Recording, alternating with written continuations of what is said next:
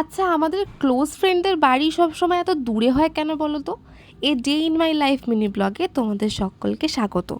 আমার বান্ধবীদের বাড়ি যেতে গেলে অটো, টোটো, ৭ সমুদ্র, ১৩ নদী পেরিয়ে তারপর যেতে হয়। আজ যখন সুপ্রীতিদের পাড়ায় গিয়ে পৌঁছালাম তখন ১২টা বেজে গেছে। বেলা ১২টা তো বেজেইছে, আমারও রৌদ্রে খানিকটা ১২টা বেজেছে। আমরা আসলে যাব আজ রিমা দিদের বাড়ি। ওদের বাড়িতে কালী পুজোর নিমন্ত্রণ আছে, তাই আমরা মিষ্টি নেওয়ার জন্য একটা দোকানে যাই এবং নিজেরাও কিছু মিষ্টি টেস্ট করি।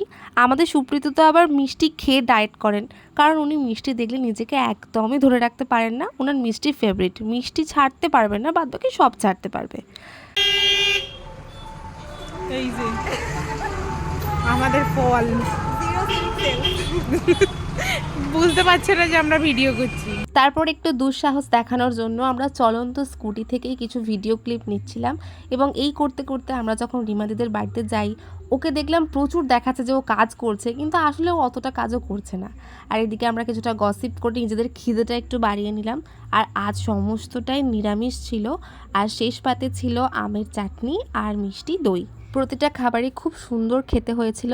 মাথায় বন্দুক দেখিয়ে হলেও কিন্তু আমি এই প্রিন্সেস ট্রিটমেন্টটা ওদের কাছ থেকে আদায় করেই নিই। তার কিছুক্ষণ পরে আমরা ঠাকুর দর্শনে চলে যাই এবং গিয়ে আমাদের মনে পড়ে যে আমরা তো প্রণামী আনতেই ভুলে গিয়েছি। এরকম হতে থাকে, আমরা এতটাই ভুলো মন কোন দিন আমরা নিজেদের নামই না ভুলে যাই। আরে না না, তা কখনো হয়? ওটা একটু বাড়িয়ে বলছি। ফেরার পথে আমার বাড়ির জন্য কিছুটা মিষ্টি নিয়ে নিলাম, কারণ এই মালাই চপটা আমার ভীষণ ভালো লেগেছে খেতে।